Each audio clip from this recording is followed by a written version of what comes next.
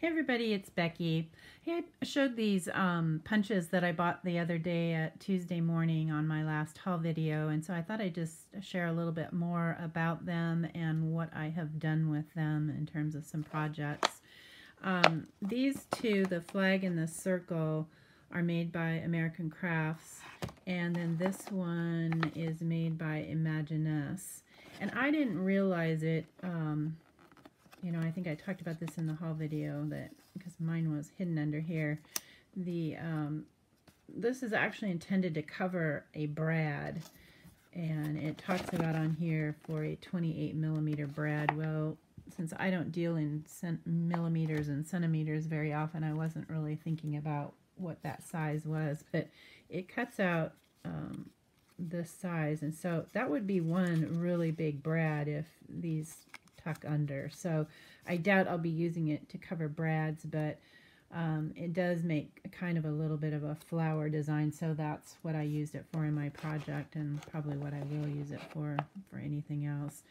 I'll start with these American Craft ones and show you some features they have that are nice. And they've got the little door on the back that slides to, you know, hold your punches in there until you're ready to pull them out.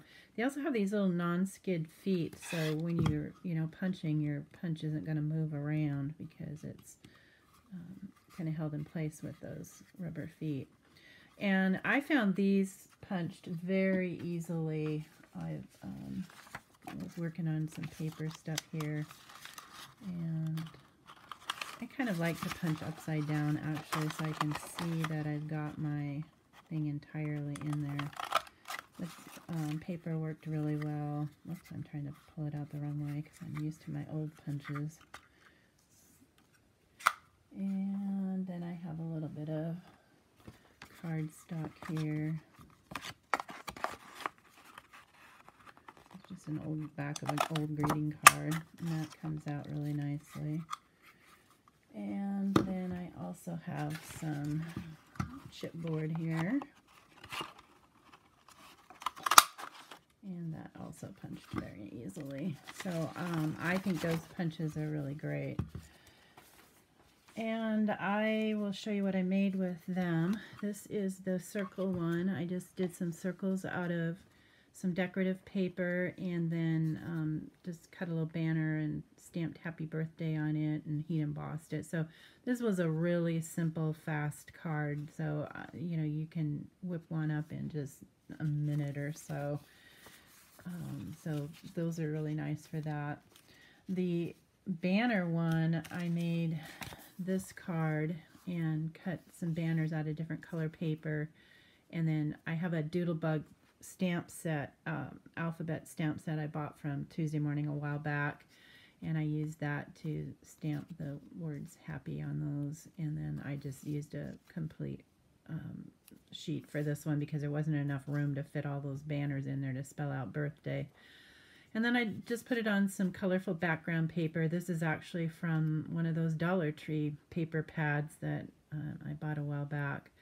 So that again was another really simple card, pretty fast and easy to do, and that one was the one I made with this stamp, or punch, excuse me. The last card then I made with the brad topper punch, and this one I found to be a little bit harder to punch with, especially on heavier things, but it might just be because it's bigger than these punches, you see, size-wise. So I don't know if that was it or not. It does come with the backing on it. It does not have the rubber feet like the other ones do. So it slides around very easily. But you can't do that with these. I mean, I have to really push to make that move. You can hear it's not moving. So that's just one difference in that. In terms of cutting, let me find my materials again here. Some paper. I'm going to turn this upside down just so I can see where it's going. The paper did fine. I do find though, like this, it gets caught in here on these edges, so that is one issue. have noticed it doesn't always do that with this punch, but I've had it happen a couple of times, so just beware of that. And then I'll move on to the heaviest material. This one was the one I found most difficult to do. And see, I can't even do it that way. I've got to turn it over, and I'm having to put a lot of pressure on there to get that to punch through. So it does work, but it's just, you're going to need a little more strength to do that one. So just be aware of that. So with that one, because it looked kind of like a flower, I made a little flower out of it. I cut a little circle out of some other paper. This was just some decorative paper I have. And then I took a little stylus, this little teeny one that I have, and I ran it down the edges. If you do that, it kind of, or down the center, rather, of each of the petals, and it kind of makes them curl up just a little bit. So I did that and then kind of went like that with them. And then this was some little flowers I had gotten it Tuesday morning a while back too that I just glued on there. They already came with a little blingy thing.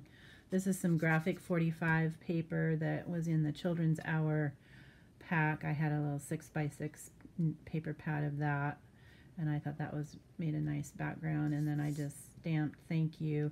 This is one of those Doodlebug sentiment stamps that not Doodlebug, excuse me, Bow Bunny stamp sets that I just picked up recently. This was from the Sentiments pack, and I thought that was kind of a fun little saying that I thought kind of went with the fun little flower.